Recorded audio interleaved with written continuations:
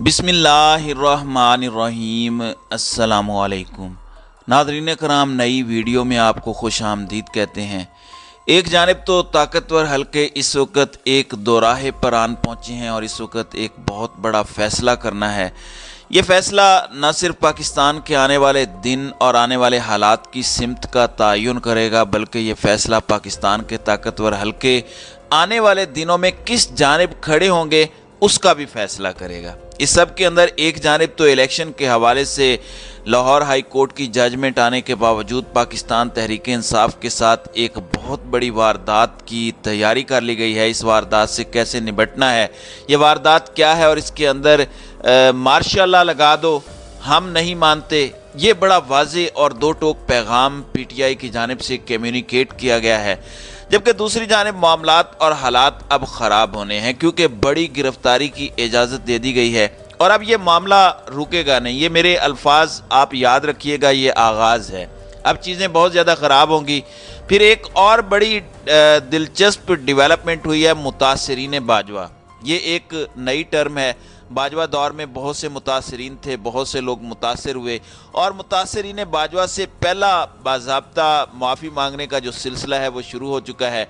तो ये सारी डेवलपमेंट्स और इसके साथ साथ कुछ और पॉलिटिकल अपडेट्स हैं जो मैं आपके सामने एक एक करके रखता हूँ। नाज़रीन इकराम, सबसे पहले मैं आपको ये बता दूं कि वफाकी हुकूमत ने IMF प्रोग्राम की बहाली के लिए आयद शराइत पर तेज़ी से अमल दरामद शुरू कर दिया है। वफाकी काबीना ने बिजली की कीमतों में इजाफे और सब्सिडी ख़त्म करने का प्लान मंजूर कर लिया है। काबीना ने सर्कुलेशन के ज़रिए नज़रसानी सर्कुलर डेट मैनेजमेंट प्लान की मंजूरी दे दी है। प्लान के तहत मार्च 2023 से बरामदी शोबे और किसानों के लिए बिजली पर सब्सिडी ख़त्म होगी। जून तक घरेलू सार्फिन के लिए बिजली 7 रुपये फ़ी यूनिट महंगी होगी। ज़राए का कहना है कि बरामदी शोबे के लिए बिजली पर 12 रुपये 13 पैसे फ़ी यूनिट की सब्सिडी जो है वो भी वापस होगी, जिसके बायस जून 2023 तक बिजली सार्फिन से तकरीबन 250 अरब रुपए जो हैं वो रिकवर किए जाएंगे। तो इस तरह एक इजाफी बोझ जो है वो आवाम पर डाला जाएगा। दूसरी तरफ आपको पता है कि किस तरीके से जो है वो लाहौर हाई कोर्ट के अंदर एक फ़ैसला हुआ, लेकिन आइन और कानून की बालादस्ती को जो है वो किस तरह से नज़रअंदाज किया जा रहा है। और इस मौके पर मरियम नवाज़ जो है उन्होंने भी अदलिया को प्रेशराइज करने का आगाज़ किया है। अब मरियम नवाज़ का कहना है कि इमरान खान के लिए एक तरफ जनरल फैज़ और दूसरी तरफ बाबा रहमत लगा हुआ था। अदलिया आज अभी उन्हें खुली छूट दे रही है। इमरान खान के साथ एक सलूक और हमारे साथ दूसरा सलूक किया गया। ये इस्लामाबाद में इन्होंने सहाफ़ियों से गैर रस्मी गुफ्तगू करते हुए कहा कि जिम्मेदारी मिलने के बाद मुझे फौरी वापस आने का कहा गया। सब की मशावरत के बाद मियाँ साहब ने मेरे कन्वेंशन का प्लान तरतीब दिया। हुकूमत में आने के बाद हमने वन साइडेड मैदान छोड़ दिया है। इन्होंने कहा कि अपोजिशन के दौर में बड़े मुतहरिक रहे हैं। मियाँ साहब के मौजूद ना होने से जमात की कारकर्दगी मुतासर हो रही है। मुझे मेरी तवक्कुआत से बेहतर रिस्पॉन्स मिला और रिस्पॉन्स का असल पैमाना अवाम का जज्बा होता है। मरियम नवाज़ एक जानिब तो इस तरह की बातें कर रही हैं, दूसरी जानिब ये ज़िमनी इंतखाबात का PDM ने जो है वो बाइकाट करने का इरादा किया हुआ है। लेकिन पीपल्स पार्टी जो है उनके अंदर इस हवाले से इख्तलाफ राय पाया जाता है। उसकी भी एक अपडेट है कि पीपल्स पार्टी में ज़िमनी इलेक्शन लड़ने पर इख्तलाफात पैदा हो गए, जिसके बाद फैसला बदलने का इम्कान है। पीपल्स पार्टी के सूबाई जनरल सेक्रेटरीज इलेक्शन लड़ने के हामी हैं, जबकि दोनों सेक्रेटरी जनरल नैयर बुखारी और फरतुल्लाह बाबर भी इलेक्शन के खिलाफ हैं। साबिक वज़राए आज़म यूसुफ रज़ा गिलानी और परवेज़ अशरफ भी इलेक्शन लड़ने के हक में नहीं हैं। पीपल्स पार्टी के पार्लिमानी बोर्ड ने 16 मार्च के ज़िमनी इलेक्शन के लिए उम्मीदवार फाइनल किए थे। पार्टी टिकट के लिए 33 कौमी हलकों के उम्मीदवारों की फहरिस्त चेयरमैन को अरसाल कर दी गई। उम्मीदवारों को 23 फरवरी से कबल टिकट जारी कर दिए जाएंगे। तो इनमें दो तरह के स्कूल ऑफ थॉट जो है वो पाए जा रहे हैं। तो ये एक तरह से गेम भी हो सकती है, क्योंकि ये हो सकता है कि जब PDM जो है वो इलेक्शन का बाइकाट करे तो पीपल्स पार्टी जो है बाइकाट करने से इनकार कर दे, क्योंकि जो एंटी इमरान वोट बैंक है, जाहिर है थोड़ा है ज़्यादा है वो पाया तो जाता है, اس ووٹ بینک کو کسی نہ کسی طریقے سے پیپلز پارٹی اپنے حق میں استعمال کرنے کی کوشش کرے گی۔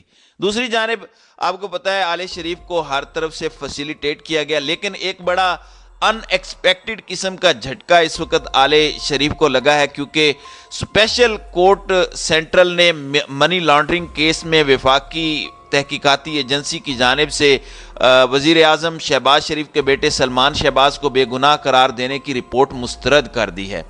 اسپیشل کورٹ سینٹرل کے جج بخت فخر بہزاد نے سلمان شہباز کے خلاف منی لانڈرنگ کیس کی سماعت کی۔ سلمان شہباز سمیت دیگر ملزم عدالت میں پیش ہوئے اور ایف آئی اے نے اپنی رپورٹ پیش کی۔ سلمان شہباز کے وکیل نے رپورٹ کا جائزہ لینے کے لیے 2 ہفتے کا وقت مانگ لیا، جس پر عدالت نے سماعت 4 مارچ تک ملتوی کی۔ عدالت نے اس کے بعد پھر تحریری حکم بھی جاری کیا۔ جج جو ہیں بخت فخر نے اپنے عبوری حکم میں کہا کہ وہ حیران ہیں کہ تفتیشی افسر نے سلمان شہباز اور طاہر نقوی کے خلاف مواد دیکھے بغیر انہیں بے گناہ قرار دینے کی رپورٹ بنا دی۔ عدالت ملزموں کو بے گناہ قرار دینے کی رپورٹ پر عمل درآمد کی پابند نہیں ہے۔ تو دیکھیں ایف آئی اے جو ہے وہ ایک قومی ادارہ ہے، اس کو دیکھنا چاہیے کہ وہ کسی حکمران کا اعلی کار نہ بنے، پپٹ نہ بنے۔ اصل طاقت اس کا پاکستان کے ساتھ رہنا ہے اور جو مجرم ہے اس کو سزا دینا ہے۔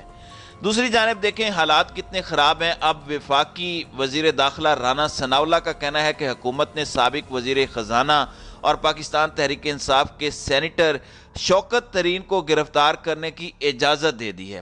پریس کانفرنس کے دوران رانا ثناء نے کہا کہ وفاقی تحقیقاتی ادارے نے شوکت ترین کو گرفتار کرنے کی اجازت مانگی تھی۔ انہوں نے کہا کہ شوکت ترین کے خلاف مکمل انکوائری ہو گئی ہے، سابق وزیر خزانہ کو سزا ملنی چاہیے۔ پھر ان کا کہنا تھا کہ عمران خان ملک کو سیاسی عدم استحکام کا شکار کرنے کی مہم جوئی کر رہے ہیں، ایسا ہوا تو ملک میں معاشی استحکام نہیں آئے گا۔ عمران خان 3.5 سال اپنے گھٹیا ایجنڈے کو چلاتے رہے۔ عمران خان نے IMF سے معاہدہ کیا جس پر عمل درآمد کرتے ہوئے ہم یہاں تک پہنچے۔ پھر ان کا کہنا تھا کہ شوکت ترین کے خلاف انکوائری کیونکہ مکمل ہو چکی ہے، اس لیے اب ان کو جو ہے وہ گرفتار کیا جائے گا۔ تو یہ اس طریقے سے جو ہے وہ ایک طرح سے کوشش کر رہے ہیں کہ کسی طریقے سے جو ہے یہ معاملات جو ہیں وہ تباہی کی طرف لے جائے جائیں۔ دوسری جانب آپ کو پتہ ہے کہ لاہور ہائی کورٹ نے الیکشن کروانے کے حوالے سے 48 گھنٹے کے اندر الیکشن کمیشن کو جو ہے وہ تاریخ دینے کا کہا تھا، لیکن اس کے باوجود الیکشن کمیشن نے تاریخ نہیں دی اور وہ 48 گھنٹے گزر چکے ہیں۔ اب پی ٹی آئی کی جانب سے توہین عدالت کا کیس جو ہے وہ الیکشن کمیشن کے خلاف کیا جانا ہے۔ فواد چودھری نے اس حوالے سے گفتگو کی ہے اور مارشل لا کے حوالے سے بھی جو ہے وہ فواد چودھری نے بات کی ہے۔ بجائے اس کے کہ میں اس کے اوپر اپنے کامنٹ دوں، یہ ذرا سنیں کہ وہ کیا کہہ رہے ہیں۔ یہ فواد چودھری کی گفتگو سنیے گا۔ اگر انہوں نے نواز شریف فیملی کا اور زرداری فیملی کا نام رکھا ہوا ہے پھر تو کچھ نہیں کہا جا سکتا۔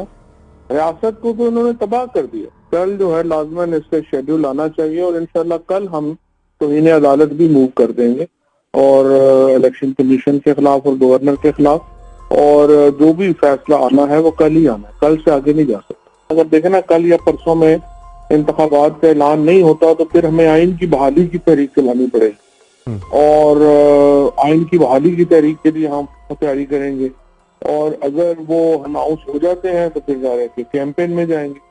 تو دونوں صورتوں میں جلسے جو ہیں وہ تو بڑی جلدی انشاءاللہ آپ دیکھیں گے کہ وہ سڑک پہ ہوں۔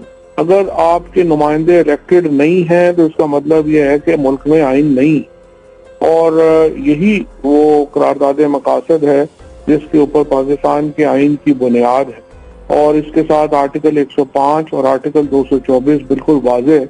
تو اگر آپ رانا ثناءاللہ صاحب کو پسند نہیں ہے پاکستان میں الیکشن کروانے، وہ کہتے ہیں کہ نہیں ہو سکتے، تو پھر وہ خود بھی ہٹ جائیں اور ملک میں مارشل لا لگا لیں۔ سمپل بات ہے۔ آئین یہ تو جنیجو صاحب کی ایک بڑی مشہور سٹیٹمنٹ تھی کہ جمہوریت اور مارشل لا اکٹھے تو نہیں چل سکتے، یا ملک میں مارشل لا ہوگا یا جمہوریت ہوگی۔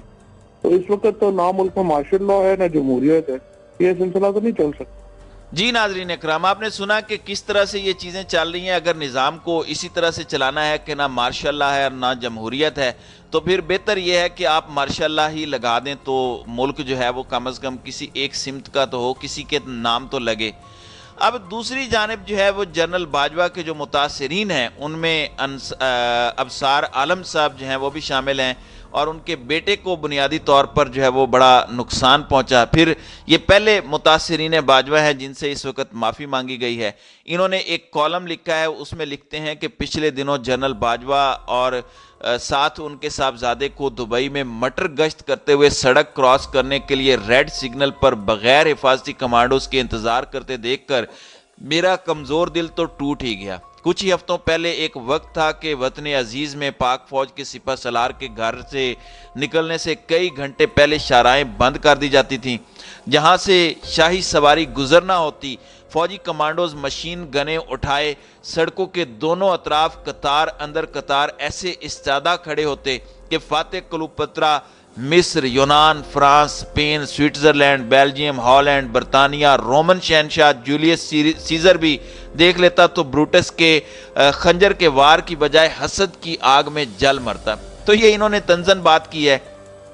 پھر لکھتے ہیں کہ مارچ 2020 میں میرا بیٹا محمد عمر ابصار اپنا پہلا کرکٹ میچ دیکھنے کے لیے پنڈی سٹیڈیم کے سامنے مری روڈ پر اپنے کزنز کا انتظار کر رہا تھا کہ وہ پہنچیں تو سب مل کر اکٹھے پی ایس ایل کا میچ دیکھنے سٹیڈیم میں داخل ہو سکیں۔ وہیں سے اس نے فون پر اپنے کزنز کو اپنی لوکیشن بتائی کہ وہ کہاں کھڑا ہے تاکہ وہ اس کو آسانی سے ڈھونڈ سکیں۔ یہ فون کرنا اس کا جرم ٹھہرا کیونکہ اسی دن سپہ سالار اعظم جنرل قمر جاوید باجوہ نے بھی اپنے لاڈلے بچوں کے ساتھ میچ دیکھنے آنا تھا۔ ابھی فاتح کشمیر براستہ واشنگٹن بہادر کے گھر سے نکلنے میں 2 گھنٹے باقی تھے، لیکن مری روڈ پر حفاظتی انتظامات ایسے مبالغانہ آمیز کہ امریکی صدر بھی دیکھے تو دانتوں میں انگلی داب لے۔ مقصد یہ کہ اس میں بہت سارے لوگ تھے۔ پھر ان فرض شناس اہلکاروں نے جب ایک 20 سالہ لڑکے کو فون پر بات کرتے دیکھا تو بھگدڑ مچ گئی۔ فوج اور پولیس کے چاقو چوبند جوانوں نے فوراً اس کو گھیر لیا، اس کے ہاتھ سے فون چھین لیا، اسے گھسیٹتے ہوئے ساتھ لے گئے۔ پوچھا کہ وہ کون ہے تو اس نے اپنا نام بتایا اور مزید پوچھنے پر بتایا کہ وہ ابصار عالم کا بیٹا ہے۔ بس یہ سننا تھا کہ پاک فوج اور پنجاب پولیس کے تقریباً 15-16 شیر جوان اسے دھکے دیتے ہوئے ایک بلڈنگ میں لے گئے۔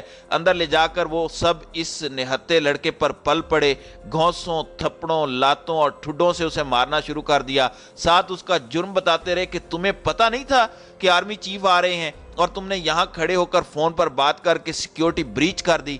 بتاؤ اس وی آئی پی مومنٹ کی انفارمیشن کس کو دے رہے تھے؟ اس کمرے میں دھینگا مشتی کے دوران ایک پولیس والے کو ہونٹ پر ذرا چوٹ آ گئی، جس کا الزام بھی میرے بیٹے پر لگا۔ پھر یہ تھانے میں لے جا کر اس کو مسلسل مارتے رہے۔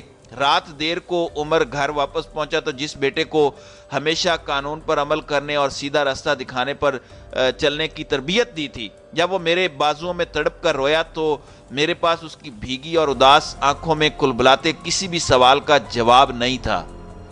اس رات سے میرے اکلوتے بیٹے کے نفسیاتی مسائل شروع ہوئے، جن کا علاج اور تھراپی آج 3 سال سے جو ہے وہ جاری ہے۔ تو یہ حالات جو ہے وہ ابصار عالم کے حوالے سے ہوا ہے، اور جس کی جتنی مذمت کی جائے اتنی کم ہے۔ اب اس کا ایک مثبت پہلو یہ ہوا ہے کہ راول پنڈی کے جو پولیس کے چیف ہیں وہ ان کے گھر پہنچے اور انہوں نے جو ہے وہ معذرت کیا ہے کہ جی ہم سے غلطی ہو گئی، ہم نے غلط آئیڈینٹیفیکیشن کی تو اس پر ہم معافی چاہتے ہیں۔ تو یہ ایک اچھی چیز ہے کہ چلے معافی مانگ لی، لیکن اس معافی کے نتیجے میں کیا ان کا نقصان پورا ہو جائے گا؟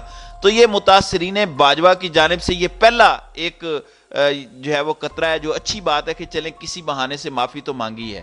تو ناظرین کرام، آپ کی اس ویڈیو کے حوالے سے کیا رائے ہے؟ آپ اپنی رائے کا اظہار کامنٹ سیکشن میں ضرور کیجیے گا۔